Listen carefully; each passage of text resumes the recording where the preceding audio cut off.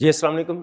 Cap 3 आज के lecture का आगाज़ करते हैं। लेक्चर 95। आज का लेक्चर हमारा इंशाल्लाह लास्ट लेक्चर होगा, जिसमें कंसेप्ट सारे हमारे कंप्लीट हो जाएंगे, चैप्टर सारे कंप्लीट हो जाएंगे।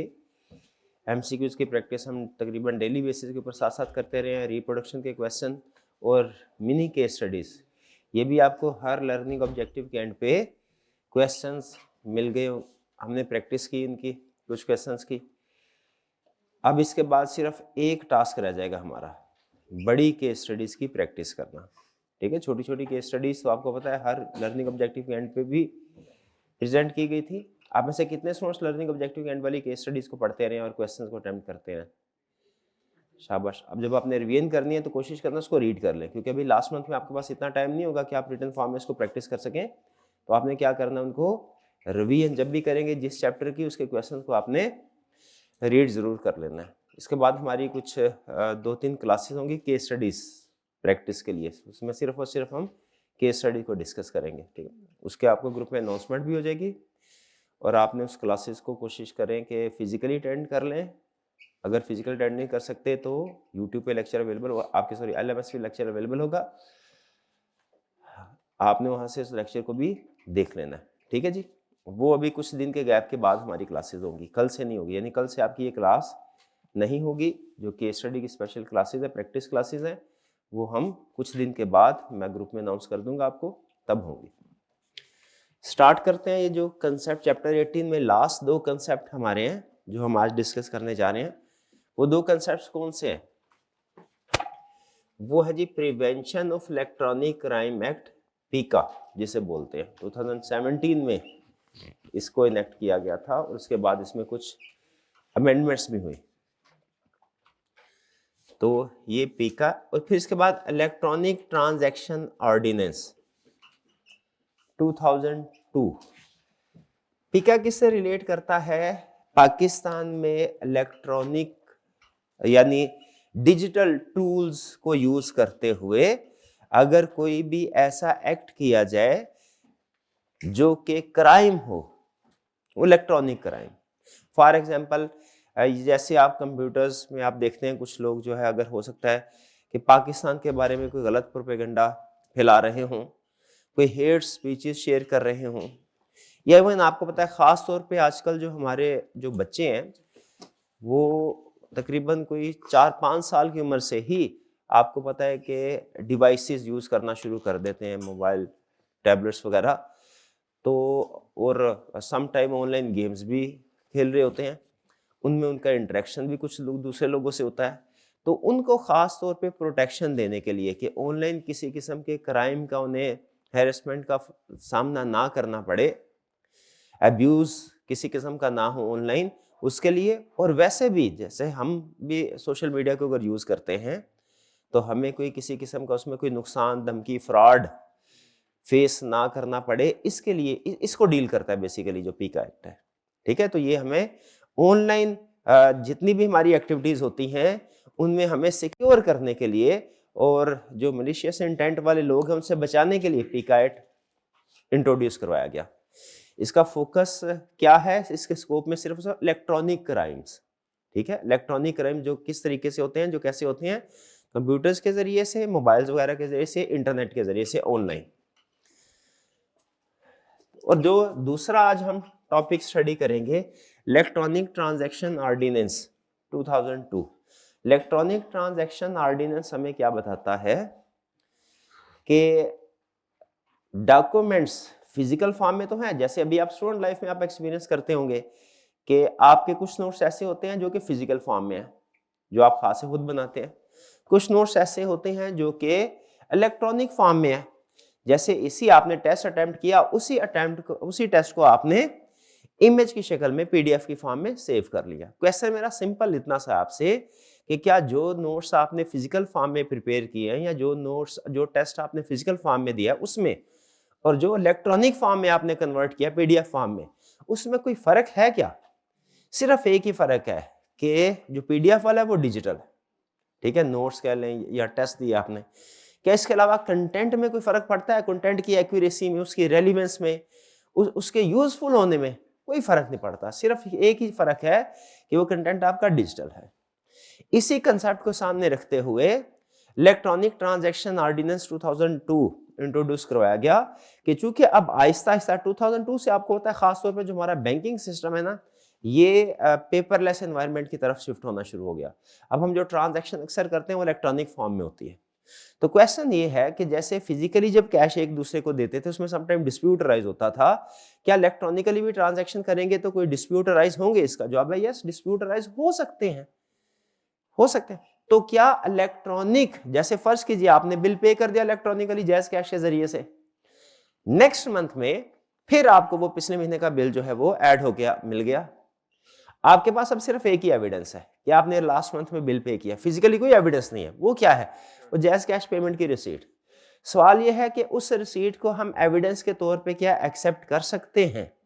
इसका जवाब है यस। अब चूंकि जो ट्रांजैक्शंस है वो इलेक्ट्रॉनिक, ज्यादा से बैंकिंग ट्रांजैक्शन भी है, आपने टैक्स रिटर्न फाइल करनी हो वो भी अब अक्सर इलेक्ट्रॉनिक फॉर्म में फिर उसको फाइल किया जाता है। इसके अलावा और बहुत सी ट्रांजैक्शंस हैं। चंद एक जो रिस्की नेचर की ट्रांजैक्शन है उनके अलावा, जैसे रिस्की नेचर की ट्रांजैक्शन कौन सी है? प्रॉपर्टी ट्रांसफर करना हो, इन रिस्की नेचर की ट्रांजैक्शंस के अलावा इनको भी डिजिटलाइज नहीं किया गया। बाकी जितनी भी ट्रांजैक्शन है, जितने भी डॉक्यूमेंट्स है, ये लॉ बेसिकली एक रूल आपको बताता है, क्या कि आज के बाद से जब ये लॉ इंट्रोड्यूस करवाएगा, आज के बाद से अगर इलेक्ट्रॉनिक एविडेंस आपके पास कोई है, उसका स्टेटस भी उतना ही वैलिड, जेन्युइन और लीगल स्टेटस है जितना डॉक्यूमेंट का जो कि फिजिकल है। यानी electronic documents is equal to physical documents, ये उसको लीगल स्टेटस दे दिया गया।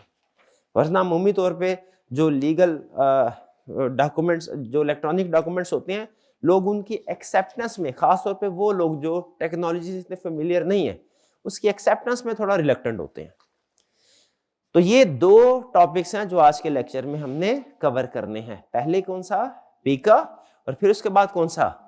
Electronic transaction ordinance. पीका थोड़ा सा लेंथी है, इसमें कुछ कंसेप्ट जो हैं वो थोड़े से ज्यादा है, ठीक। तो लेकिन इन दोनों में कोई इतनी हाईली टेक्निकल चीज नहीं है, ठीक है, जो आप ये कहे कि बहुत ही मुश्किल है या ना समझ में आने वाली या टेक्निकल है, ऐसी बात नहीं है, ठीक है। थोड़ा सा याद करने वाला मटेरियल ज्यादा, वो आपको पता है इस सब्जेक्ट में बाय नेचर ही ये एक रिक्वायरमेंट है कि आपको चीजें मेमोराइज करनी पड़ेंगी, पॉइंट्स मेमोराइज करने होते हैं हमने। सबसे पहले हम क्या स्टडी करने जा रहे हैं? Prevention of electronic crimes act, पीका 2016, 16 है 17 है? ये 16 है। चले जी भाई, हमें इससे क्या, कब इंट्रोड्यूस हुआ था, हमें तो इससे गर्ज है कि भाई वो क्या क्या रहा है, ठीक है। बुक में वैसे देखिए क्या लिखा हुआ है, 16 है, ओके ओके।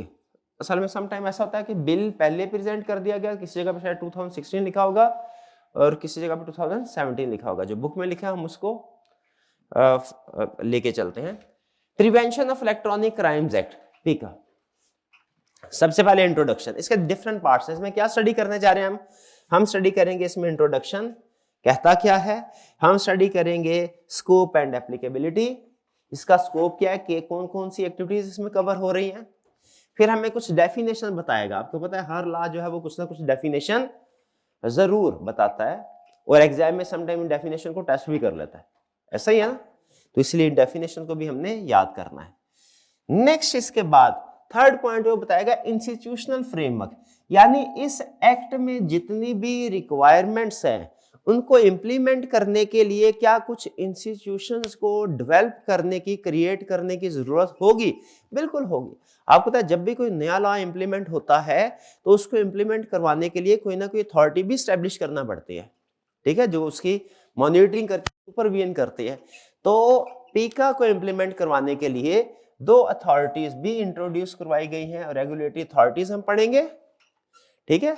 और फिर इसके बाद जो इनका जुडिशियल मैकेनिज्म है, ये अथॉरिटीज है और ये इनका जुडिशियल मैकेनिज्म स्टडी करेंगे, ठीक है। यानी अथॉरिटी है, for example water and power development authority Pakistan में वापडा है, ठीक है, वो इलेक्ट्रिसिटी रिलेटेड इश्यूज को डील करते हैं। लेकिन अगर हमें उसके फैसले से कोई इख्तलाफ हो, क्या हम कानून की मदद ले सकते हैं, अदालत में जा सकते हैं? तो ये अथॉरिटेटिव स्ट्रक्चर है और ये उसका कोर्ट स्ट्रक्चर है, जुडिशरी, ठीक है। कि अगर हमें इनके यहाँ पे कोई उन्होंने फैसला किया है हमारे खिलाफ, इनिशियल हियरिंग हुई, जैसे एफबीआर है वो अपनी एक अथॉरिटी है, उसका revenue related tax related matters को डील करते हैं। एफबीआर का अपना एक स्टेटस है, उसका अपना ट्रिब्यूनल वगैरह है, लेकिन अगर उसके फैसलों से इख्तलाफ हो, क्या कोर्ट में अपील फाइल की जा सकती है? बिल्कुल की जा सकती है। तो यहाँ पे हम इंस्टीट्यूशंस देखेंगे कौन कौन से एस्टेब्लिश किए गए हैं इस फ्रेमवर्क की इंप्लीमेंटेशन के लिए, पीका की इंप्लीमेंटेशन के लिए। नेक्स्ट हम देखेंगे अगर कोई क्राइम होता है ऑनलाइन, साइबर क्राइम होता है, कोई भी साइबर क्राइम होता है, तो फिर उसकी इन्वेस्टिगेशन किस तरीके से होगी, ठीक है, उसकी इन्वेस्टिगेशन किस तरीके से होगी ये सीखेंगे। फिर इसके बाद सेफगार्ड एंड लिमिटेशंस, कि हमने पीका में, क्योंकि इसमें बाज़ औक़ात केसेस होते हैं ना सेंसिटिव नेचर के होते हैं, जिसमें सम टाइम बच्चे भी इन्वॉल्व होते हैं और ख़ास तौर पे ख़वातीन जो हैं वो इन्वॉल्व होती हैं, तो मतलब वो अफेक्टेड होती हैं। इन्वॉल्व होने से मुराद ये कि वो एक विक्टिम होती हैं, तो उनको प्रोटेक्ट करने के लिए सेफगार्ड के लिए भी ज़रूरी है। जैसे फॉर एग्जाम्पल कहीं कोई ऑनलाइन स्कैम होता है, कोई ऑनलाइन थ्रेट करता है, हैरेस करता है, तो अमूमी तौर पे आपको तो हमारी सोसाइटी में थोड़ा रिलक्टेंस होती है सामने आने में, तो ये लॉ ऐसे विक्टिम्स को प्रोटेक्ट करता है, उनकी कॉन्फिडेंशियलिटी को इंश्योर करेगा। इस सेक्शन में हम इस चीज़ के बारे में पढ़ेंगे कि कैसे पार्टीज को सेफगार्ड किया जाता है, ठीक है, यानी उन्हें इंसाफ भी मिलेगा लेकिन उनका नाम भी कोशिश की जाएगी कि सामने ना आए। फिर amendments and recent development, recently कौन कौन सी अमेंडमेंट्स की गई हैं इसमें, ये 2016-17 में इंप्लीमेंट हुआ ना, लेकिन उसके बाद से आज तक 7-8 सालों में मजीद इनमें क्या अमेंडमेंट्स हुई हैं, 8-9 सालों में, ये स्टडी करेंगे हम, ठीक है। वो कुछ सिर्फ आपको ओवरव्यू देगा कि रिसेंटली कौन कौन सी अमेंडमेंट्स हुई है। एग्जाम पॉइंट ऑफ व्यू से मेरे ख्याल में ये अहम होगा हमारे लिए, और क्रिटिकल इंफ्रास्ट्रक्चर, ये डेफिनेशन में से ये अहम होगा, ठीक है। इसके अलावा फिर इन्वेस्टिगेशन के रूल्स क्या होंगे, ठीक है, इन्वेस्टिगेशन के कुछ रूल्स ये भी इंट्रोड्यूस किए गए पीका का जो एक्ट होगा। हालांकि इन्वेस्टिगेशन के कुछ रूल्स ऑलरेडी उन्होंने हमें बताए थे, लेकिन फर्दर जो है रूल्स उनको इशू किया गया है कि पीका के अंडर अगर जो इन्वेस्टिगेशन करनी है, prevention of electronic crime investigation करनी है, इसके रूल्स क्या होंगे, रूल्स स्टडी करेंगे। सोशल मीडिया पे, वेबसाइट्स पे अगर कोई इस तरह का कंटेंट है जो कि अनलॉफुल है, जैसे वो कोई टेररिज्म को प्रमोट कर रहा है, जैसे वो कोई किसी की प्राइवेसी को इन्वेड कर रहा है, इस तरह के कंटेंट को रिमूव करने के रूल्स ये डिस्कस करेंगे हम। और फिर सर्ट, यानी सर्ट आपको याद है कल हमने स्टडी किया था, ये क्या था, कंप्यूटर इमरजेंसी रिस्पांस टीम।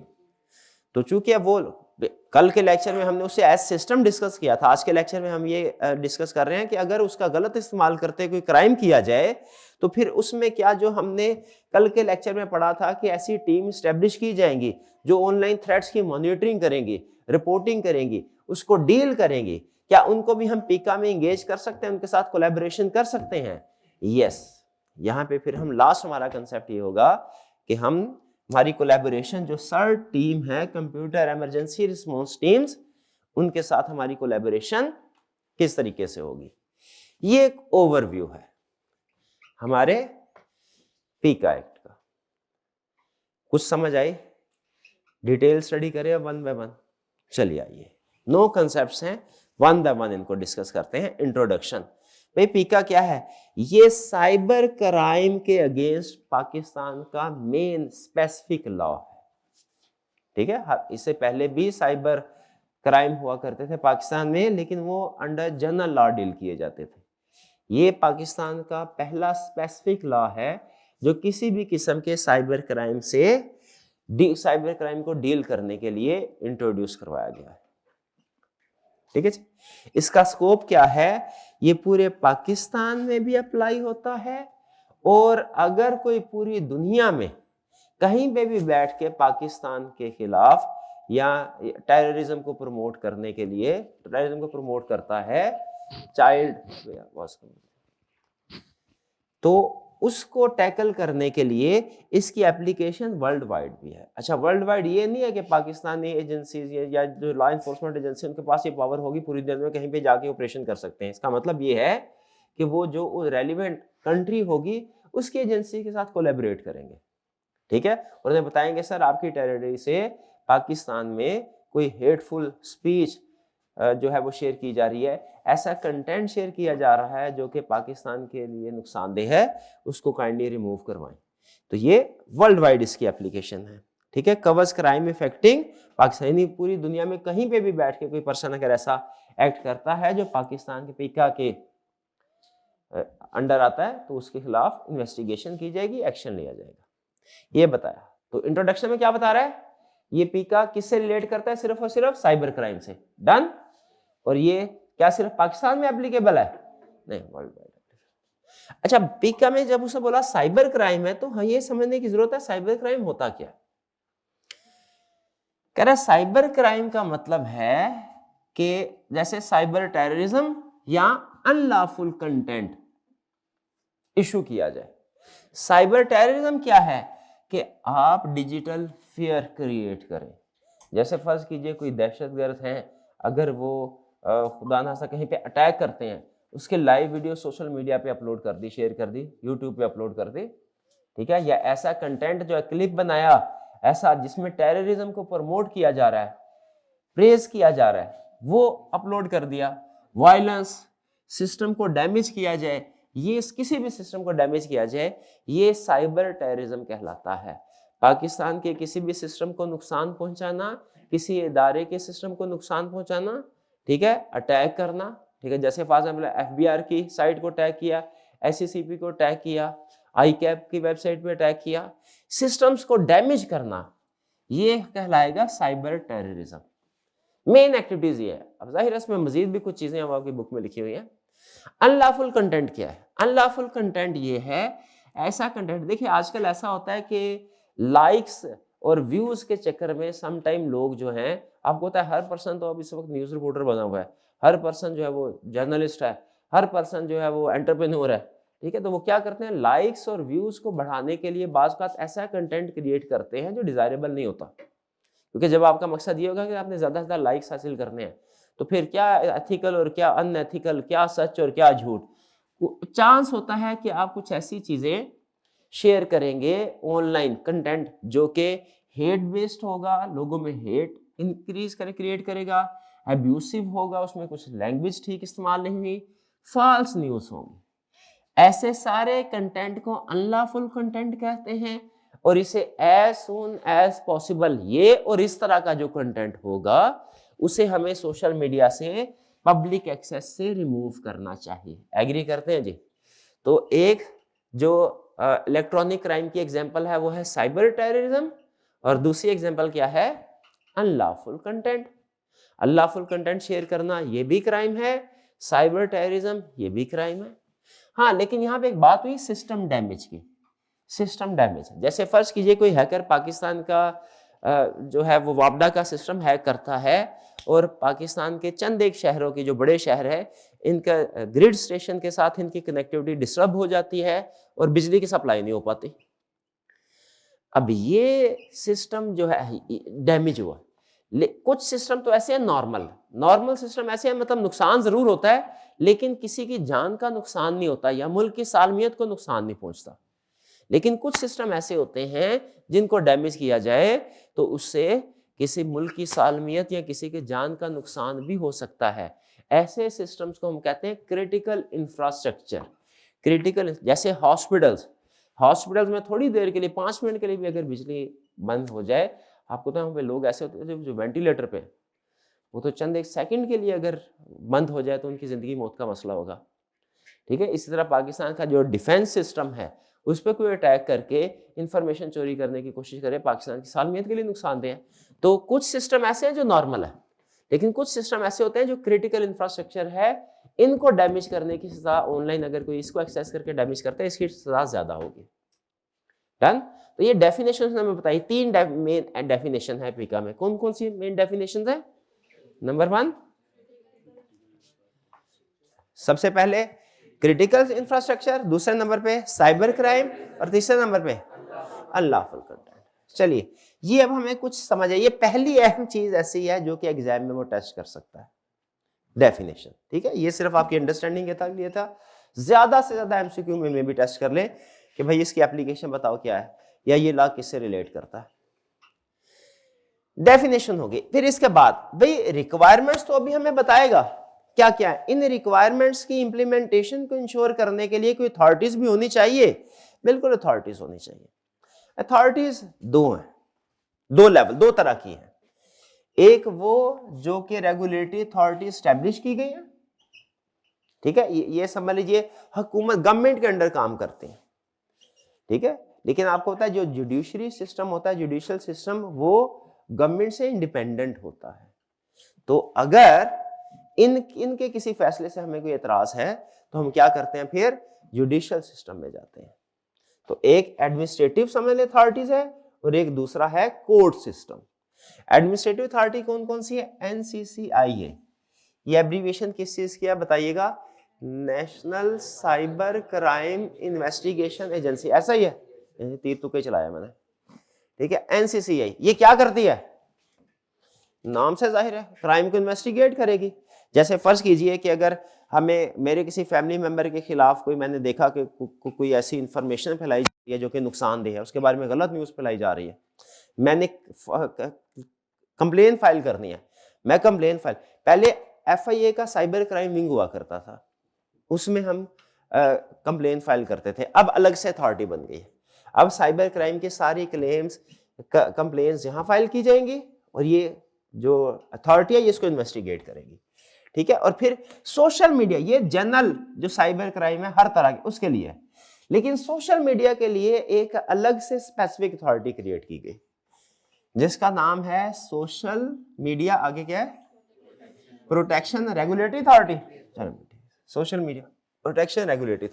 ये क्या करती है? ये इंश्योर करती है, या यूं समझ लीजिए कि जो ये वाला टास्क है, ये वाला टास्क, ये इसको एलोकेट किया गया है, और जो सोशल मीडिया वाला टास्क है ये इसको एलोकेट किया गया। क्योंकि सोशल मीडिया जैसे आपको पता है कि पॉपुलर है, जितना पॉपुलर है उतना ही इसको मिसयूज भी किया जा सकता है।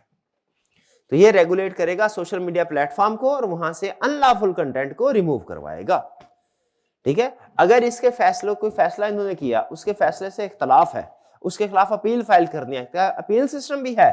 बिल्कुल अपील सिस्टम भी है, ठीक है।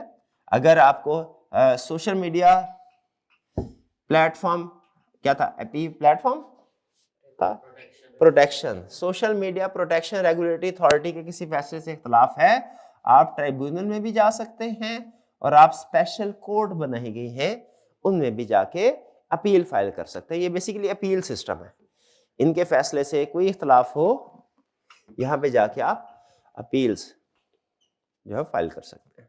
चलिए, अब ये हमें अथॉरिटीज तो हमने समझ ली। नेक्स्ट हमारा टास्क क्या है भाई? हमें बताया जाए कि इसकी इन्वेस्टिगेशन कैसे होगी।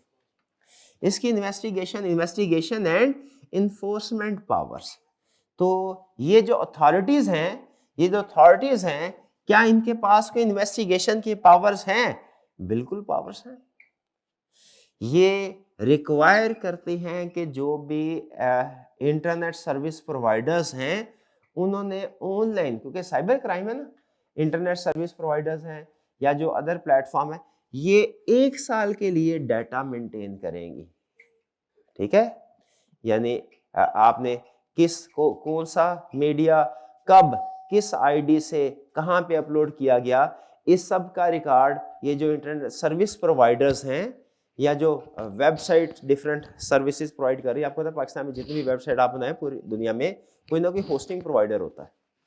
तो उन होस्टिंग प्रोवाइडर को ये जिम्मेदारी लगाई गई कि जितनी भी वेबसाइट्स हैं पाकिस्तान में, उन सब पे जो डाटा अपलोड हो रहा है आपने उसको 1 साल तक रिकॉर्ड मेंटेन करना है, ताकि अगर कोई कंप्लेन आती है उसकी इन्वेस्टिगेशन करनी हो तो इन्वेस्टिगेशन अच्छे तरीके से की जाए।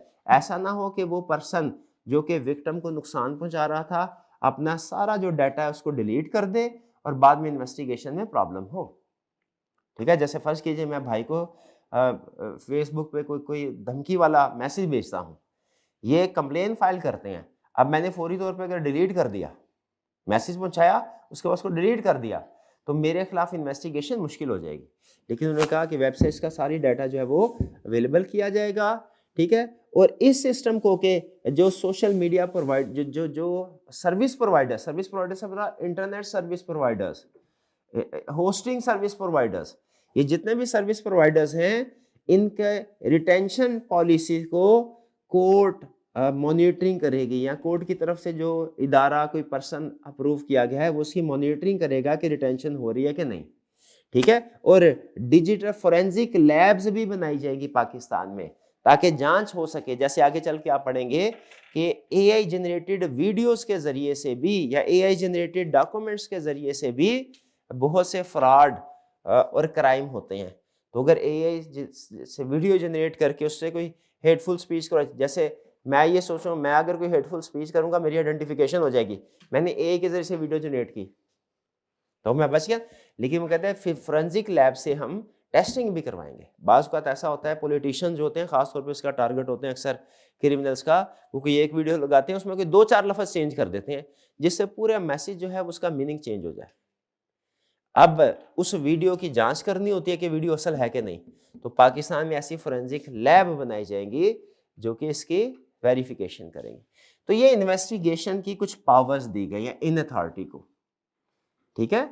क्या मॉनिटरिंग करेंगे रिटेंशन पॉलिसीज की कंपनीज के कि कंपनीज ये डाटा मेंटेन कर रही है कि नहीं, और डिजिटल फोरेंसिक लैब भी बनाई जाएंगी जो कि इस इन्वेस्टिगेशन के प्रोसेस में हेल्पफुल होगी ऑथेंटिसिटी को कंफर्म करने के लिए, ठीक है जी। अच्छा, फिर इसके बाद इसी से मिलती जुलती एक और चीज है पैके रूल्स। ये भी बेसिकली इन्वेस्टिगेशंस से रिलेटेड है कि जो इलेक्ट्रॉनिक क्राइम्स हैं उनकी इन्वेस्टिगेशन से रिलेटेड रूल्स हैं। ये मिनिस्ट्री ऑफ आईटी पाकिस्तान में उन्होंने इंट्रोड्यूस करवाए हैं कि डिजिटल एविडेंस हैंडल कैसे करना है, डिजिटल एविडेंस को किस तरीके से यूज करना है, रोल्स एंड रिस्पॉन्सिबिलिटी और टाइमलाइंस, डिफरेंट टाइमलाइन बताई गई है कि जैसे केसेस फॉर एग्जांपल जो भी इश्यूज आएंगे, कंप्लेन आएगी, उसे कितने अरसे में फाइनलाइज करना है, क्लोज करना है, ठीक है। इन्वेस्टिगेटर की ट्रेनिंग किस तरीके से कर रहे हैं, क्योंकि जो ट्रेडिशनल ट्रेनिंग है, जो साइबर क्राइम है, इनको डील करने के लिए हमें डिफरेंट कॉम्पिटेंस और कैपेबिलिटी के लोग चाहिए। ये ट्रेडिशनल जो केसेस की इन्वेस्टिगेशन करते हैं थाने वगैरह में, ये वो लोग नहीं होने चाहिए, इनका कॉम्पिटेंस लेवल डिफरेंट होना चाहिए। अब क्या कॉम्पिटेंस होगा, रोल क्या है, कितने टाइमलाइन में केसेस को निपटाना है, फिर ट्रेनिंग किस तरीके की प्रोवाइड करनी है उन लोगों को जो ये केसेस डील कर रहे होंगे, ये पैकी रूल्स में सारी चीजें डिस्कस है, ठीक है। पीएससीआई ये क्या केसेस की एब्रिविएशन है, prevention of electronic crime investigation, ये इसी की इन्वेस्टिगेशन, ये है abbreviation, sorry cyber crime investigation के, हाँ जी। नहीं, पीसीआई से क्या बनता है, साइबर क्राइम, अच्छा, prevention of electronic cyber crime investigation, हाँ जी, ठीक है जी। ये एब्रिविएशन आपको होता, मुझे भूल जाते हैं। चलिए आगे चलते हैं। सेफ गार्ड एंड लिमिटेशन कह रहा है विक्टिम्स को हमने प्रोटेक्ट करना है, तो जो ट्रायल होंगे वो क्लोज सिस्टम में होंगे, यानी पब्लिक नहीं किए जाएंगे इसमें, ठीक है। आपको शायद क्राइम्स तो होते ही रहे, उनके खिलाफ इन्वेस्टिगेशन भी होती है, लेकिन आपको ये क्राइम शायद कहीं पे जनरली अवेलेबल नहीं होंगे कि अब कल कौन से केसेस का फैसला हुआ, उसमें विक्टिम कौन था, उसमें पनिशमेंट किसको क्या मिली। प्लेटफॉर्म फॉर सेफ, अच्छा प्लेटफॉर्म, यहाँ पे ये कंसेप्ट क्या है, प्लेटफॉर्म को सेफ कंसीडर किया जाएगा, यानी समझा जाएगा ये गिल्टी नहीं है। एक पर्सन फेसबुक पे हेटफुल स्पीच अपलोड करता है, हालांकि जो ये सोशल मीडिया प्लेटफॉर्म्स होते हैं इनका अपना एक कंट्रोल्स होते हैं जिसमें ये देखते हैं कि इनकी टर्म्स एंड कंडीशन की वायलेशन ना हो, लेकिन फर्ज कीजिए उसको अगर ब्रेक करके किसी ने अपलोड कर दिया, ठीक है, कंटेंट ऐसा जो हेटफुल स्पीच है, क्राइम किया, साइबर क्राइम, क्या उसमें इस प्लेटफॉर्म का कसूर है कि नहीं। सवाल मेरा सिंपल, YouTube पे मैं कोई हेटफुल स्पीच अपलोड करता हूं, कोई ऐसी वीडियो जो है खुदा ना खास्ता अपलोड करता हूं जिससे पाकिस्तान को नुकसान हो, क्या इसमें YouTube का कसूर है कि नहीं। सवाल ये, हमारा जनरल रूल ये होता है कि जो जुर्म में हेल्प करता है वो भी मुजरिम होता है, ये जनरल रूल है। लेकिन साइबर क्राइम में उन्होंने कहा है कि जो सोशल मीडिया प्लेटफॉर्म होगा इसको हम जुर्म का साथी नहीं समझेंगे अनलेस कि उसे पता हो और फिर भी वो उसको सपोर्ट कर रहा हो, ठीक है जी। और फिर इंटरनेशनल कोऑपरेशन, आपको पता है जो पीका है इसकी एप्लीकेशन वर्ल्ड वाइड है, तो वर्ल्ड वाइड एप्लीकेशन को इंश्योर करने के लिए इंटरनेशनल कोऑपरेशन भी जरूरी है। नेक्स्ट, 5th पॉइंट भी हो, 6th पॉइंट, और 6th पॉइंट प्रोबेबली मेरे ख्याल में एग्जाम पॉइंट ऑफ व्यू से सबसे अहम है, इसको जरा अच्छे से समझिएगा। कंसेप्ट क्या है कि लेटेस्ट पिछले 2-3 सालों में पीका में कौन कौन सी डेवलपमेंट्स हुई हैं, पीका में कौन कौन सी डेवलपमेंट्स हुई हैं, ये डेवलपमेंट्स उसने आपके सामने रखी हैं। इन डेवलपमेंट्स में कुछ डेवलपमेंट्स के बारे में ये कहा जाता है कि शायद ये डेवलपमेंट किसी पॉलिटिकल एजेंडा को सामने रखते हुए की गई है, ठीक है, लेकिन बहरहाल हमें इससे गर्ज नहीं है कि कौन सी डेवलपमेंट का एजेंडा क्या था, हमें तो इस चीज से गर्ज है कि रीसेंट डेवलपमेंट्स पीका में क्या क्या हुई। पीका जो है ये किस चीज से रिलेट करता है, साइबर क्राइम से, ऑनलाइन किसी भी किस्म का क्राइम हो। तो जरा मुझे बताइए, अगर आपकी कोई बेसिक अंडरस्टैंडिंग डेवलप हो रही है तो ऑनलाइन किस तरह के फ्रॉड हो सकते हैं, कौन कौन सा साइबर क्राइम हम उसको कहेंगे कि ये साइबर क्राइम है ऑनलाइन, गैस करें। फिशिंग बिल्कुल, हैकिंग ये साइबर क्राइम है, बिल्कुल ठीक है। ये बच्चों को वर्गलाना, ठीक है, ब्रेन वॉशिंग करना, मुल्क के खिलाफ भड़काना, ठीक है, कोई ऐसी स्पीच देना जिससे नुकसान हो, ये सारे साइबर क्राइम। ओके, अच्छा, लेटेस्ट अमेंडमेंट्स जो हैं उनमें क्या चीजें इंट्रोड्यूस कराई गई है। पहली चीज, पेनल्टीज को स्ट्रिक्ट किया गया है। लेटेस्ट डेवलपमेंट में क्या किया है, क्या किया गया है, पेनल्टीज को स्ट्रिक्ट किया गया है। कौन सी, जैसे हायर जेल टर्म, इंप्रिजनमेंट का टाइम पीरियड बढ़ा दिया गया। फॉर एग्जांपल कहीं पे 3 साल था उसको 5 साल कर दिया, फाइन 3 मिलियन था फॉर एग्जांपल 5 मिलियन कर दिया, बढ़ा दिया। Higher child crime law, child से रिलेटेड जो क्राइम लॉज हैं उनको मजीद पक्का किया गया, उनको इन्फोर्स किया गया है। मजीद एक्टिविटीज जो बच्चों के खिलाफ हो सकती हैं उनको इंक्लूड किया गया। पहला, पेनल्टीज स्ट्रिक्ट की गई। रिसेंट डेवलपमेंट्स क्या है पीका में, पहली डेवलपमेंट क्या है, पेनल्टीज को स्ट्रिक्ट कर दिया गया। दूसरी डेवलपमेंट क्या है, न्यू ऑफेंसेस इंट्रोड्यूस, यानी जो जुर्म की लिस्ट थी उसको बढ़ा दिया गया।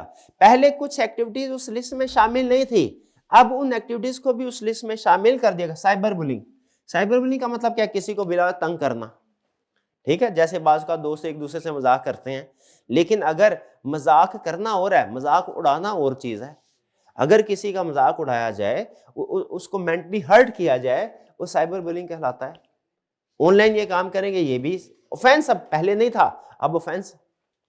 फिर इसके अलावा फेक न्यूज जनरेट करना, बाज का लोग विदाउट वेरिफिकेशन न्यूज शेयर कर दिया करते हैं जो बाद में गलत साबित होती है, तो ऐसी फेक न्यूज शेयर करें, ये भी एक ऑफेंस है। एआई का मिसयूज करना, ठीक है, एआई के जरिए से ऐसे इमेजेस जनरेट करना जो रियल नहीं है, लेकिन आपको पता है एआई जैसे जैसे डेवलप हो रहा है वो इमेज को पहचानना कि ये रियल है या फेक है मुश्किल है।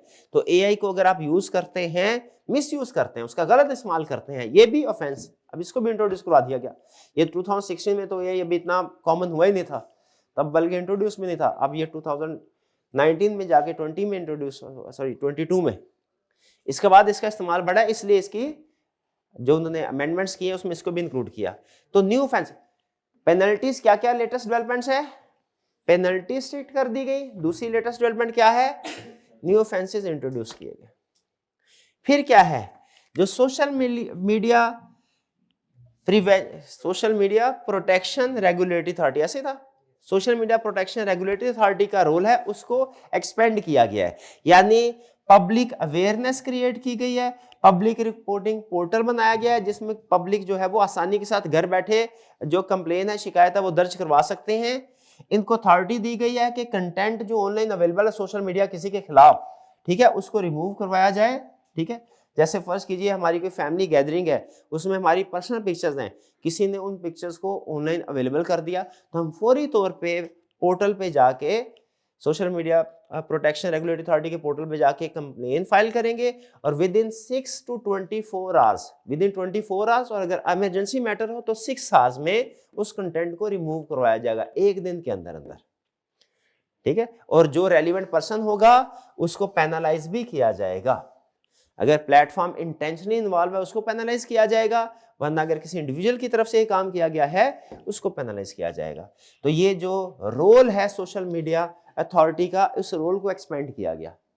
लेटेस्ट डेवलपमेंट्स क्या क्या हुई पीका में, स्टेप नंबर 1 पेनल्टी स्ट्रिक्ट की गई, step next, new offences add किए गए, लिस्ट को इंक्रीज किया गया, फिर सोशल मीडिया अथॉरिटी का रोल ये बढ़ाया गया, ठीक है। अब इसको पावर्स दी गई कि 6 to 24 आवर्स में कंप्लेन जो है जो अनलॉफुल कंटेंट उसको रिमूव किया जाए। डाटा प्रोटेक्शन इंटीग्रेशन, यानी डाटा प्रोटेक्शन लॉ जो पर्सनल डाटा इसका अलग से लॉ है। डाटा प्रोटेक्शन से मुराद क्या है कि इंडिविजुअल्स डिफरेंट ऑर्गेनाइजेशन को जो डाटा प्रोवाइड करते हैं वो डाटा उन ऑर्गेनाइजेशन की जिम्मेदारी है सिक्योर करें। आपने कॉलेज को जो डाटा प्रोवाइड किया तो डाटा प्रोटेक्शन लॉज में लिखा हुआ है कॉलेज की रिस्पॉन्सिबिलिटी है उसमें एक एक इंफॉर्मेशन जो आपने प्रोवाइड की है उसको प्रोटेक्ट करें, ठीक है। अगर वो इंफॉर्मेशन सोशल मीडिया पे किसी ऑनलाइन अवेलेबल हो जाती है तो फिर जो ऑर्गेनाइजेशन वायलेट कर रही होगी उसके खिलाफ एक्शन लिया जाएगा। तो ये चूंकि साइबर क्राइम में भी आ सकता है तो साइबर क्राइम को डाटा प्रोटेक्शन लॉ के साथ इंटीग्रेट कर दिया गया, ठीक है, ताकि अगर वो डाटा साइबर क्राइम में यूज होता है तो फिर दोनों में कोई इख्तलाफ ना हो, ठीक है जी। Next last, enhanced oversight and transparency by court. अब जो कोर्ट है, चूंकि इस प्रोसेस में पीका में कोर्ट सिस्टम की भी इन्वॉल्वमेंट है तो कोर्ट की भी ज्यादा पावर्स उनको इस एक्ट के मुताबिक उनकी पावर्स को इंक्रीज किया गया ताकि कोर्ट इस सारे प्रोसेस की सर्विलेंस देख सके, सारे प्रोसेस की, चाहे तो कि ये अथॉरिटी सही काम कर रही है नहीं, या ये जो चीजें हैं इनकी कंप्लायंस हो रही है या नहीं। कोर्ट का जो चेकिंग सिस्टम, सर्विलेंस सिस्टम है वो कोर्ट को पावर दी गई ताकि उनका जो ओवरसाइट है, सुपरविजन, वो ज्यादा हो सके और सिविल राइट्स को प्रोटेक्शन मिल सके। तो बेसिक 5 हमने डेवलपमेंट्स देखी कि जो रिसेंटली पीका में हुई है। 5 डेवलपमेंट्स कौन कौन सी है मेन जो आपने याद रखनी है? पहली डेवलपमेंट क्या? पेनल्टीज को स्ट्रिक्ट किया गया। दूसरा, ऑफेंसेस की लिस्ट को बढ़ाया गया। तीसरा, एक्सपेंड किया गया सोशल मीडिया की अथॉरिटीज को। फोर्थ, डाटा प्रोटेक्शन के साथ इंटीग्रेट किया गया। और फिफ्थ, ओवरसाइट, कोर्ट ओवरसाइट जो है उसको इंश्योर किया गया मजीद, ताकि जो अथॉरिटीज हैं या जो इसके अंडर जो लोग काम कर रहे हैं वो एक्टिवली काम कर सकें, वो सुस्त ना पड़ जाए। तो कोर्ट सुपरविजन को इंक्रीज किया गया। चलिए इसके बाद next, removal and blocking of unlawful content. क्या जो अनलॉफुल कंटेंट अपलोड होता है उसको रिमूव या ब्लॉक किया जा सकता है? बिल्कुल ब्लॉक किया जा सकता है। ये किसकी अथॉरिटी है? Social media protection regulatory authority. फौरी तौर पे पीटीए को बोलेगा, पीटीए को बोले क्या कि सर ये अनलॉफुल कंटेंट है, इसको ब्लॉक कर दिया जाए। और कितने टाइम में ब्लॉक किया जाएगा? 24 अर्जेंट केसेस में 6 आवर्स में। इसके अपील अगर फाइल करनी हो, जैसे ये social media protection regulatory authority ने पीटीए को ऑर्डर दिया, उन्होंने 6 घंटे के अंदर अंदर कंटेंट रिमूव कर दिया, लेकिन वो पार्टी समझती है कि ये कंटेंट वैलिड था, इसे पर्सनल लाइक्स डिसलाइक की बेस पे रिमूव किया गया है, अपील कर सकती है। बिल्कुल। किसको अपील कर सकती है? ट्राइब्यूनल को। कितने समय?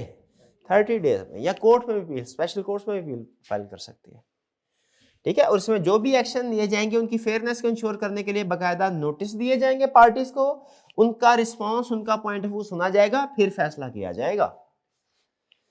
तो कौन ऑर्डर करेगा removal and blocking of unlawful content को? ऑर्डर कौन करेगा?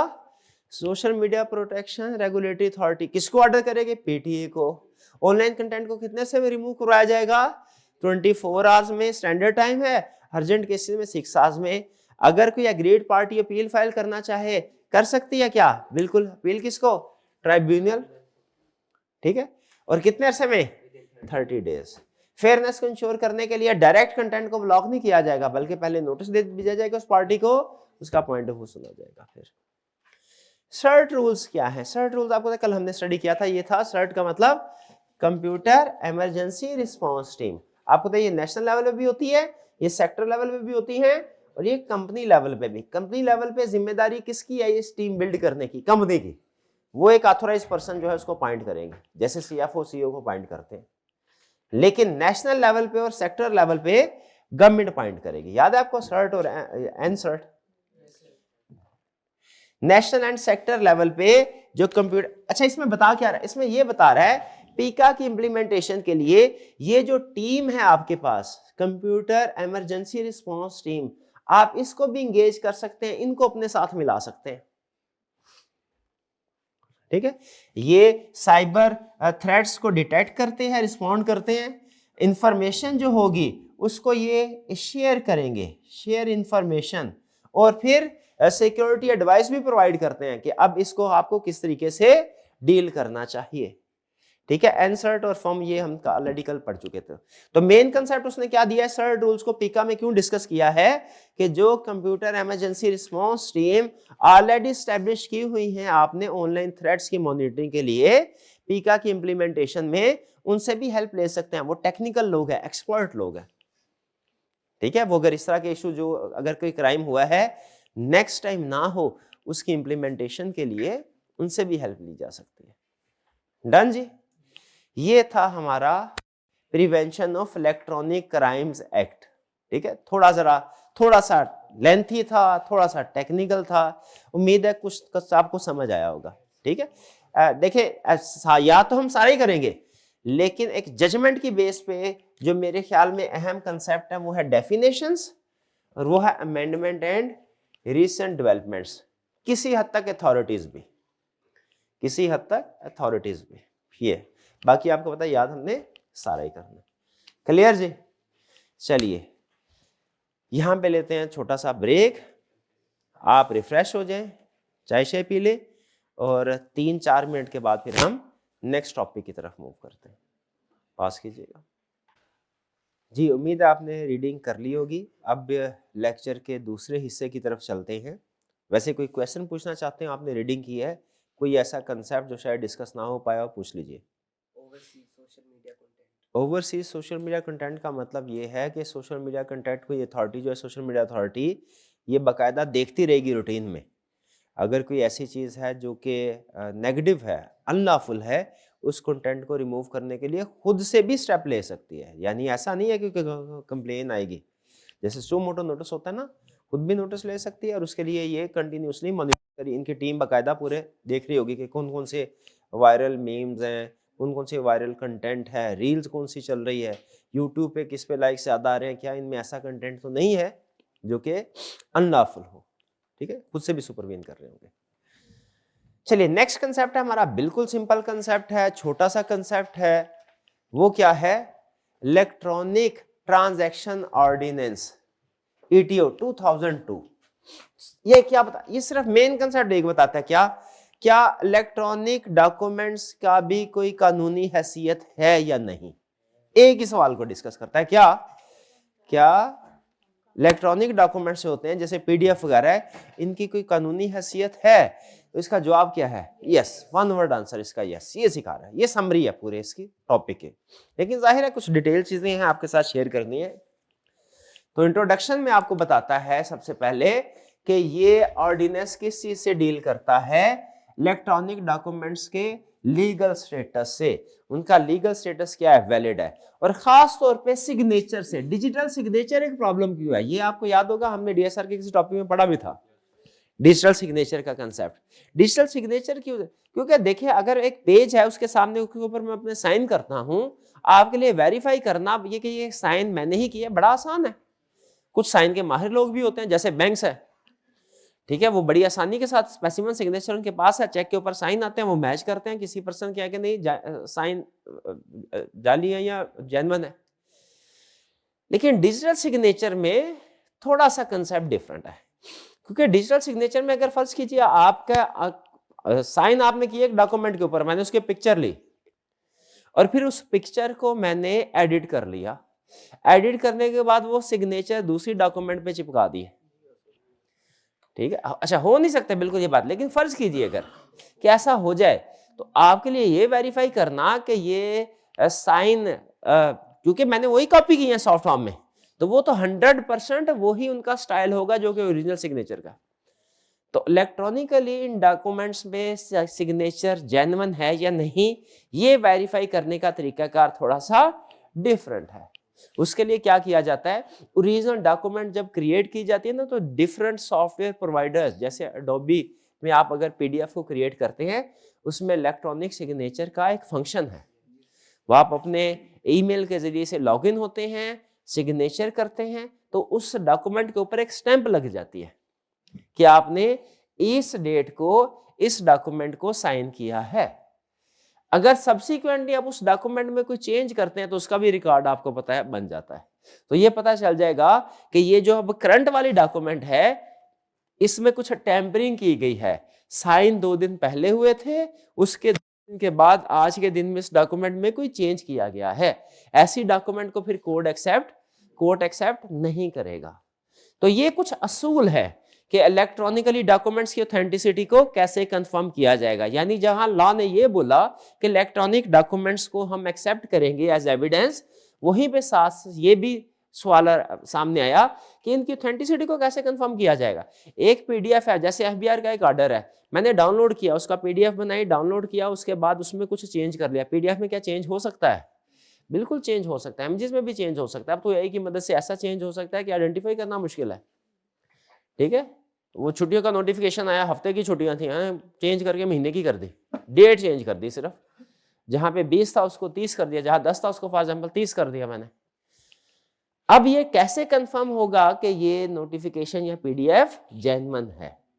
ठीक है, इसी के बारे में वो डिस्कशन करता है। कहता है स्कोप एंड की डेफिनेशन क्या है कि ये जो इलेक्ट्रॉनिक ट्रांजैक्शन ऑर्डिनेंस है, पाकिस्तान में जितने भी रिकॉर्ड है, जितनी भी डॉक्यूमेंट्स इलेक्ट्रॉनिक फॉर्म में है, ये रूल सबके लिए वैलिड हैं, सिवाय चंद एक डॉक्यूमेंट्स के जो बहुत सेंसिटिव नेचर की होती हैं, जैसे विल्स, वसीयतनामे, जैसे प्रॉपर्टी डील, कोई करोड़ों अरबों की प्रॉपर्टी सेल परचेज करनी है, तो जो उसके डॉक्यूमेंट्स जो होंगे वो इलेक्ट्रॉनिक नहीं होंगे, उनमें इलेक्ट्रॉनिक को प्रेफर नहीं किया जाएगा। किसको प्रेफर किया जाएगा?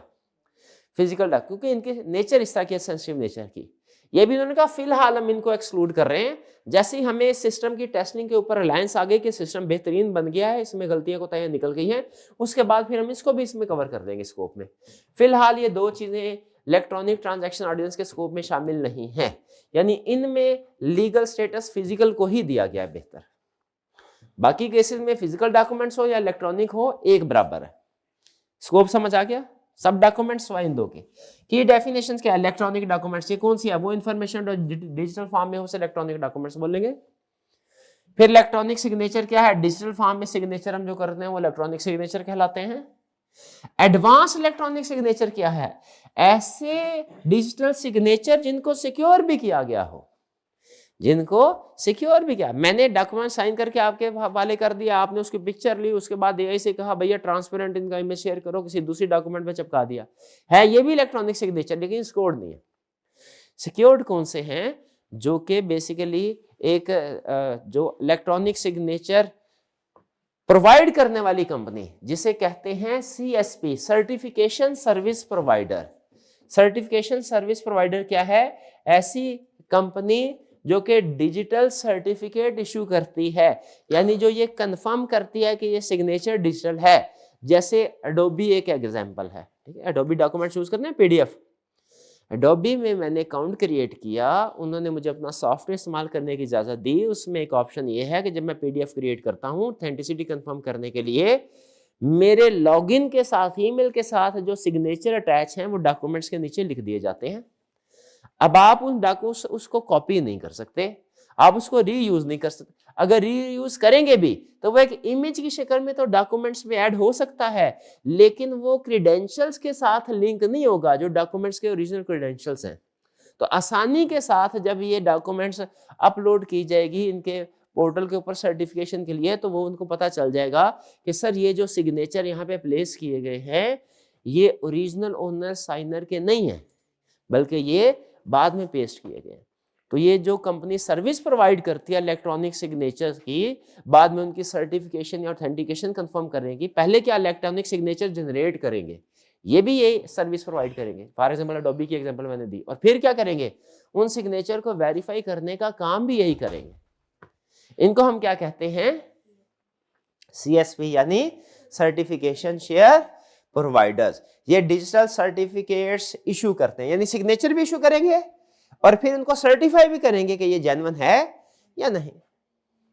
तो ये कुछ डेफिनेशंस हैं, कुछ डेफिनेशंस हमने electronic document clear. Electronic signature बेहतर है कि एडवांस इलेक्ट्रॉनिक सिग्नेचर बेहतर है? Advance electronic.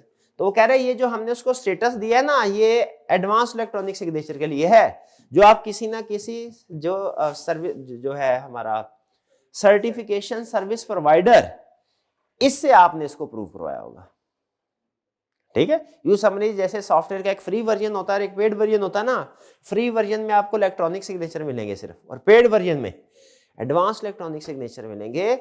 ये ज्यादा सिक्योर्ड होते हैं, इनको ऑथेंटिक माना गया। लीगल रिकॉग्निशन क्या है? इलेक्ट्रॉनिक ट्रांजैक्शन की। इलेक्ट्रॉनिक ट्रांजैक्शन और इलेक्ट्रॉनिक ट्रांजैक्शन के नतीजे में जनरेट होने वाले इलेक्ट्रॉनिक डॉक्यूमेंट्स, जैसे आपने जैज कैश के जरिए से ट्रांसफर किए पैसे, आपको रसीद थोड़ी सी शो होती है ना, रसीद उसको आप सेव कर लेते हैं, वो बिल्कुल ऐसी है जैसे किसी ने साइन स्टैंप करके ठप्पा लगा के आपको रसीद दी हो। उसका इक्वली वैलिड है, उसको कोई कोर्ट चैलेंज नहीं कर सकता कि नहीं ये आई कैप में फीस जमा करवाई कि नहीं करवाई, इसका कोई बैंक की रसीद लेके आओ जिसके ऊपर साइन एंड स्टैंप हो। नहीं, ऑनलाइन ट्रांसफर कराया बैंक के पोर्टल को यूज करते हुए या कोई मोबाइल वॉलेट के जरिए से, वो भी इक्वली वैलिड है। ये आपको बता रहा है। अगर आपने उसको स्टोर, लेकिन कब?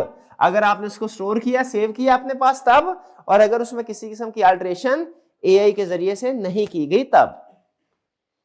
यानी वो आपके पास एविडेंस सॉफ्ट फॉर्म में ही सही एविडेंस होना तो चाहिए ना, और फिर इसके बाद दूसरी क्या, उसमें किसी किस्म का चेंज ना हो। अगर चेंज किया तो वो फिर डॉक्यूमेंट्स अनएक्सेप्टेड होते हैं। ठीक है, ये कैसे पता चलेगा कि डॉक्यूमेंट में चेंज किया कि नहीं? फोरेंसिक टेस्टिंग के जरिए, और सीएसपी हमें बता देगा। सीएसपी कौन था? Certification service provider. कैसे इस डॉक्यूमेंट्स में सिग्नेचर के बाद टेम्परिंग की गई। इलेक्ट्रॉनिक सिग्नेचर क्या लीगली वैलिड है? ऐसे ही जैसे कि हैंड रिटन से साइन किए हों। कहां कहां यूज हो सकते हैं? कॉन्ट्रैक्ट्स में, टैक्स में, अप्रूवल्स में। ये उसके यूजेस जो है ना, ये भी आपको बताएगा। ठीक है, और ये जो यूजेस है इसमें प्रोबेबली मेरे ख्याल में ये सबसे ज्यादा अहम है। यूजेस इलेक्ट्रॉनिक सिग्नेचर किन की रेंज में यूज होते हैं? कह रहा है जो एडवांस इलेक्ट्रॉनिक सिग्नेचर, अब अहम बात सुने, कहता है एडवांस वाले इलेक्ट्रॉनिक सिग्नेचर को, कौन से वाले? एडवांस वाले इलेक्ट्रॉनिक सिग्नेचर को हम प्रिज्यूम करेंगे ये ऑथेंटिक है अनलेस अदरवाइज प्रूव्ड। यानी एडवांस सिग्नेचर जो कि किसी सर्टिफिकेशन सर्विस प्रोवाइडर के जरिए से हासिल किए गए हों, उनकी सब्सक्रिप्शन लेके साइन किए गए हों, वो सिग्नेचर हम एज्यूम करेंगे कि वो ऑथेंटिक है। शर्त क्या है? कि आप सिग्नेचर के साथ क्लियरली मेंशन हो साइन करने वाला कौन है। ठीक है, साइनर की आइडेंटिटी कंफर्म हो, हमें सिग्नेचर लिंक किए गए हो साइन करने वाले के साथ, जैसे मैंने साइन किए तो साथ में पता होगी मेरा लॉगिन आईडी क्या था। मेंशन हो नाम क्या इस बंदे का, आईडी के साथ लिंक तो हो गया, नाम भी मेंशन हो, सिक्योर तरीके से क्रिएट किए गए हो एडवांस सिक्योरिटी से, और इनमें किसी किस्म का चेंज ना किया गया हो। ये बेसिकली 4 कंडीशन है। प्रिजम्पशन क्या है? प्रिजम्पशन सुने कि जो भी एडवांस सिग्नेचर अगर किसी कॉन्ट्रैक्ट पे किए गए हैं, हम उनको बिल्कुल वैलिड कॉन्ट्रैक्ट मानेंगे। एम्प्लॉयमेंट कॉन्ट्रैक्ट है, उसके ऊपर उन्होंने कहा पुराने जमाने में साइन किया करते थे। ठीक है, अब ईमेल आ गई जी, साइन कीजिए इलेक्ट्रॉनिक सिग्नेचर के जरिए से कंफर्म कीजिए। मैं इलेक्ट्रॉनिक सिग्नेचर कर देता हूं, क्या वो कॉन्ट्रैक्ट के ऊपर मेरे खिलाफ एक्शन लिया जा सकता है? बिल्कुल लिया जा सकता है। जैसे फिजिकल कॉन्ट्रैक्ट लेटर मैंने साइन किया होता ना, उसी तरीके से इस कॉन्ट्रैक्ट लेटर की बेस पे भी मेरे खिलाफ एक्शन लिया जा सकता है। लेकिन शर्त क्या है कि पहले ऑथेंटिसिटी कंफर्म कर लें। कैसे कंफर्म होगी इलेक्ट्रॉनिक सिग्नेचर की ऑथेंटिसिटी? ऑथेंटिसिटी कैसे कंफर्म होगी? पहली चीज देखा जाएगा क्या सिग्नेचर लिंक है साइन करने वाले के साथ, यानी ये सिग्नेचर जो है ये किस आईडी, ईमेल आईडी के साथ लिंक है। ईमेल आईडी के, क्योंकि जो उम्मीद तौर पे सब्सक्रिप्शन हम लेते हैं ना, वो ईमेल के जरिए से लेते हैं, डिफरेंट सॉफ्टवेयर जो सर्विस प्रोवाइडर होते हैं उनसे लिंक किया गया है। उसके बाद उसका नाम पता लिखा गया है, मतलब ईमेल से आपको ये तो नहीं पता चलेगा ईमेल किसकी है। ठीक है, पूरा नाम आइडेंटिटी तो कंफर्म नहीं होती, लिंक तो हो जाता है कि ये सिग्नेचर इस ईमेल आईडी को लॉगिन करके किए गए हैं, लेकिन कंप्लीट आइडेंटिटी के लिए साइनर का नाम पता भी दिया जाएगा, लिंक किया जाएगा, आइडेंटिटी कंफर्म की जाएगी साइनर की, इंश्योर किया जाएगा कि ये जो क्रिएट हुआ इलेक्ट्रॉनिक सिग्नेचर सिक्योरली किसी सर्टिफिकेशन सर्विस प्रोवाइडर के जरिए से क्रिएट हुए और इनमें किसी किस्म की अल्टरेशन नहीं हो। डन। ये है जी कंडीशन। किस प्रिजम्पशन की कंडीशन है कि electronic signature are genuine authentic, ठीक है, उसमें नाम लिखे होंगे उसने, कंडीशन फॉर प्रिजम्पशन। नहीं है तो लिख लीजिए इसको, नहीं लिखे हुए, हाँ इसको लिख लीजिए presumption. Next, impact on business, finance and legal. मुझे बताइए ये जो इलेक्ट्रॉनिक डॉक्यूमेंट्स है ये किस किस फील्ड में यूज हो, ये तो कॉमन सेंस का क्वेश्चन है अहम कंसेप्ट, अहम है लेकिन कॉमन सेंस का। इलेक्ट्रॉनिक डॉक्यूमेंट्स आपके ख्याल में किस किस फील्ड में किस पर्पस के लिए यूज हो सकते हैं? फाइनेंस की फील्ड में, बिल्कुल, पेमेंट्स के एविडेंस के तौर पे यूज हो सकते हैं, शाबाश। और लॉ में, हाँ, केसेस वगैरह जो डॉक्यूमेंट्स होती हैं उनको जनरेट करने में, ठीक है। अब जो कॉन्ट्रैक्ट्स हैं उनके ऊपर इलेक्ट्रॉनिकली अगर सिग्नेचर हुए हैं तो लीगल केसेस में उन कॉन्ट्रैक्ट्स को यूज किया जा सकता है।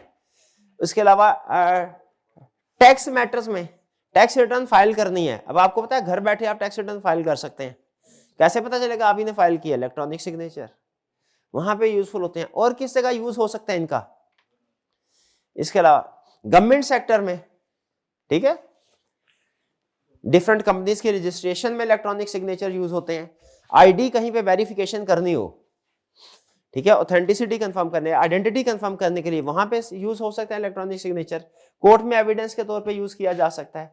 बिजनेस में डिफरेंट कॉन्ट्रैक्ट्स, इनवॉइसेस, डिलीवरीज हैं वो, वरना इससे पहले 2002 में तो हम देखते थे वो सिर्फ हमारा जो आईडी कार्ड होता था उसी के ऊपर सिग्नेचर होते थे, इलेक्ट्रॉनिक सिग्नेचर, ऐसा ही है। उसके अलावा बहुत कम होता था। यहाँ वो जो हमें जो इंटरमीडिएट का एग्जाम है, मैट्रिक का एग्जाम हमने पास किया, उस पर कंट्रोलर के सिग्नेचर होते थे, वो इलेक्ट्रॉनिक होते थे। लेकिन अब उन्होंने स्कोप इसका बढ़ा दिया, अब उन्होंने कहा कि लगभग ये किसी भी सेक्टर में आप इलेक्ट्रॉनिक सिग्नेचर के जो डॉक्यूमेंट्स हैं उनको यूज कर सकते हैं, वो वैलिड है, सिवाय जो ज्यादा सेंसिटिव ट्रांजैक्शन या एरियाज हैं उनके, यानी विल्स या वसीयतनामे, जायदाद ट्रांसफर करनी हो उसमें फिर नहीं। चेक्स में भी आप यूज कर सकते हैं इलेक्ट्रॉनिक सिग्नेचर।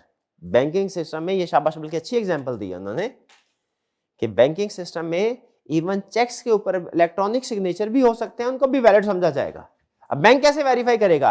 चेक के ऊपर कॉपी पेस्ट नहीं हुआ, बैंक जो है वो सर्टिफिकेट देखेगा सर्विस प्रोवाइडर का, उसका एक अपना सिस्टम मैकेनिज्म है। चूंकि हम उसकी टेक्निकल साइड नहीं पढ़ रहे, सिर्फ उसका ओवरव्यू ले रहे हैं, तो इसलिए उधर जाने की जरूरत नहीं।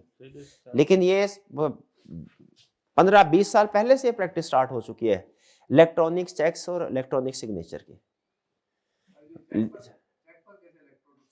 होते हैं। Even check in itself electronic check भी हो सकता है, ठीक है, वो कंपनीज होती है, लेकिन वो डिटेल में चले जाएंगे।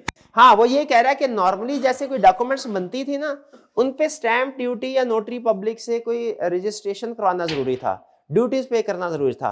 फॉर द टाइम बीइंग जो हमारी इलेक्ट्रॉनिक डॉक्यूमेंट्स हैं उनको लीगल स्टेटस उनका माना जा रहा है, लेकिन उन पे किसी किस्म की स्टैम्प ड्यूटी, नोटरी पब्लिक से रजिस्ट्रेशन, सर्टिफिकेशन, ऑथेंटिकेशन करवाने की जरूरत नहीं है, ठीक है। जब तक वो सिस्टम पूरा परफेक्ट नहीं हो जाता, उन्होंने उसके कुछ स्टेप्स को होल्ड किया है। इंस्टीट्यूशनल फ्रेमवर्क कौन से है, कौन कौन सी अथॉरिटीज हैं जो कि इस सारे प्रोसेस में इन्वॉल्व होंगी? दो, एक तो सर्टिफिकेशन सर्विस प्रोवाइडर है जो कि सर्टिफिकेट इशू करती है इंश्योर करने के लिए कि जो सिग्नेचर हुए हैं वो करेक्ट है, वैलिड है, एक्यूरेट है, रेलेवेंट पार्टी के ये। और फिर एक अथॉरिटी है इलेक्ट्रॉनिक सर्टिफिकेशन एक्रेडिशन काउंसिल, जो कि सीएसपी को अप्रूव करती है, जो ये डिसाइड करती है कि कौन कौन सा सर्टिफिकेशन सर्विस प्रोवाइडर पाकिस्तान में प्रैक्टिस करेगा, और ये जो सिग्नेचर इशू करेगा लोगों को वो हम वैलिड मानेंगे। यानी अमूमी तौर पे ये हो सकता है कोई इंटरनेशनल, जैसे मैंने उडुबी की एग्जांपल दी आपको, यूएसए बेस्ड कंपनी, और भी बहुत सी कंपनीज हैं जो कि इलेक्ट्रॉनिक सिग्नेचर इशू करते हैं। अब ये पाकिस्तान में कौन कौन इजाजत दी जाएगी किसको, उनकी मॉनिटरिंग वगैरह क्या होगी, अप्रूवल का प्रोसेस, ये सारा पाकिस्तान, ये अथॉरिटी पाकिस्तान बेस्ड है, ये समझे इंटरनेशनल है। इन्होंने, इस अथॉरिटी ने इजाजत देनी है कि इंटरनेशनली कौन कौन सी कंपनी पाकिस्तान में डिजिटल सिग्नेचर को डील कर सकती है, इशू कर सकती है। ये प्रोसेस सारा ये परफॉर्म करेंगे, सिग्नेचर इशू करना है, उसको सर्टिफाई करना है, लेकिन इनकी सुपरविजन ये अथॉरिटी कर रही होगी, electronic certification accreditation council, ECAC। Cross border internal law applicability, वो कह रहा है कि ये इंटरनेशनल भी लॉ अप्लाई होता है और ये ओवर राइड करेगा कंफ्लिक्टिंग लॉस को। यानी अगर किसी दूसरे यानी इंटरनेशनल डॉक्यूमेंट्स पाकिस्तान में भी एक्सेप्ट की जा सकती है, कहना ये चाह रहा है। ओवरराइड करेगा कंफ्लिक्ट, कहता है इस लॉ में हमने जो बात की अगर किसी दूसरे लॉ में उसके खिलाफ मुख्तलिफ बात है, ठीक है, जैसे एक एविडेंस लॉ है, ठीक है, एविडेंस से रिलेटेड जो लॉज है वो नॉर्मली ये कहते हैं कि जो एविडेंस रिटन फॉर्म में होगा वो हम ज्यादा बेहतर समझेंगे डिजिटल एविडेंस की निस्बत, ठीक है, वो उस दूसरे लॉ में लिखे। लेकिन इस लॉ में क्या कह रहा है कि जो डिजिटल है और जो रिटन है उसका स्टेटस एक जैसा है, ठीक है। इलेक्ट्रॉनिक ट्रांजैक्शन ऑर्डिनेंस में क्या मैसेज दे रहा है कि डिजिटल एविडेंस और जो डॉक्यूमेंट्री एविडेंस है उसका स्टेटस एक। फर्ज कीजिए इससे कई साल पहले एक लॉ बना था एविडेंसेस से रिलेटेड के, कोर्ट में एविडेंस जो है उनका स्टेटस क्या होगा, उसमें यह लिखा हुआ था कि जो डॉक्यूमेंट्री एविडेंस होगा वो ज्यादा पावरफुल समझा जाएगा, ज्यादा ऑथेंटिक समझा जाएगा इलेक्ट्रॉनिक से डिजिटल से। तो दोनों में कंफ्लिक्ट आ गया। तो ये लाइन क्या बता रही है आपको कि this law overrides conflicting laws, कि इस लॉ की बात मानी जाएगी। डॉक्यूमेंट्स की जब कभी बात आएगी तो अगर किसी दूसरे लॉ में डिजिटल डॉक्यूमेंट्स और डॉक्यूमेंट्री एविडेंस का जिक्र किया गया है तो फिर वो लॉ नहीं माना जाएगा। कौन सा लॉ माना जाएगा? ये। बल्कि साथ ही साथ एक और काम भी किया जाएगा, वो उसने आगे बताया है क्या, कि हम उस कंफ्यूजन को, यहां पे तो ये बता रहा है कि अगर दो लॉज में इस लॉ की किसी दूसरे लॉ के साथ कंफ्यूजन हुई तो इस लॉ की बात मानी जाएगी, यहां पे ये कह रहा है। अगले कंसर्न में क्या कह रहा है? कह रहा है दूसरे लॉ को by the passage of time हम चेंज करेंगे ताकि इनमें जो कंफ्लिक्ट है, जो इख्तलाफ है, वो खत्म हो जाए। Evidence law updated to accept documents. अब डिजिटल सिग्नेचर भी कोर्ट के में एडमिसिबल होते हैं। तो ये दो चीजों के ऊपर डिस्कशन करता है इलेक्ट्रॉनिक ट्रांजैक्शन ऑर्डिनेंस। एक डॉक्यूमेंट्स, डिजिटल डॉक्यूमेंट्स, उनकी ऑथेंटिसिटी, उनकी एक्सेप्टेबिलिटी, और दूसरा उन डिजिटल डॉक्यूमेंट्स पे जो डिजिटल सिग्नेचर प्लेस किए जाते हैं उनके। कुछ बात समझ आई? ज्यादा टेक्निकल तो नहीं थे? इस वजह से हो गई होगी कि एक दिन में 2 कंसेप्ट पढ़ाए हैं, तो नहीं होंगे। ओवरऑल बर्डन बहुत ज्यादा तो नहीं था, रूटीन से ज्यादा था। ये मुझे रूटीन में अगर होता तो हम इसको 2 क्लासेस में कवर कर रहे होते। यहाँ 1.5 क्लास तो कम से कम जरूरी लगती ना, ये एक पूरी क्लास और ये एक आधी क्लास। लेकिन चूंकि आज लास्ट लेक्चर था हमने थोड़ा सा टाइम को एक्सटेंड कर लिया। डन जी, कोई प्रॉब्लम? चले, यहाँ पे आपका सिलेबस मेरी तरफ से कंप्लीट है। हमने सारे चैप्टर्स पढ़े हैं, हर चैप्टर के सारे कंसेप्ट्स को कवर किया है, हमने एमसीक्यूज की प्रैक्टिस की, हमने हर कंसेप्ट के एंड पे जो क्वेश्चंस थे वो देखे, उनमें कुछ रिप्रोडक्शन वाले क्वेश्चन, वो तो आपका एमसीक्यूज वाला आपका एरिया परफेक्ट, अगर आपने साथ साथ काम किया है ना, जो मैं बोलता हूँ, एमसीक्यूज वाला एरिया आपका इंशाल्लाह अल्हम्दुलिल्लाह कंप्लीट है, उसमें आपकी ग्रिप भी स्ट्रांग होगी। रिप्रोडक्शन एरिया भी कंप्लीट है, उनमें आपकी ग्रिप स्ट्रांग नहीं होगी। क्यों नहीं होगी भला?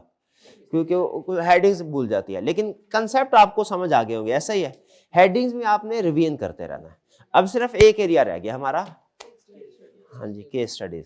हालांकि एक्सपेक्टेड नहीं है कि फर्स्ट अटेम्प्ट में ही कोई एडवांस केस स्टडी वो टेस्ट करेगा, और अगर आप थोड़ा मॉडल पेपर का भी एनालिसिस करें तो उसमें आपको पता चलेगा कि उसका जो कम फोकस है जो बड़ी केस स्टडीज के ऊपर, नॉर्मली एमसीक्यूज, जो रिप्रोडक्शन का क्वेश्चन। लेकिन बहरहाल केस स्टडी टेस्ट होगी जरूर, ठीक है, चाहे हमारा मॉडरेट लेवल की होगी, एडवांस लेवल की नहीं होगी, लेकिन तो उसकी प्रैक्टिस तो हमने करनी है। कुछ प्रैक्टिस हमने साथ साथ मिनी केस स्टडीज की फॉर्म में कर दी, और आपने देखा होगा जो हम एमसीक्यूज क्लास में प्रैक्टिस करते थे ना, वो भी सिंपल रिप्रोडक्शन स्टाइल में नहीं होते थे, वे कोई ना कोई केस स्टडी स्टाइल में होते थे।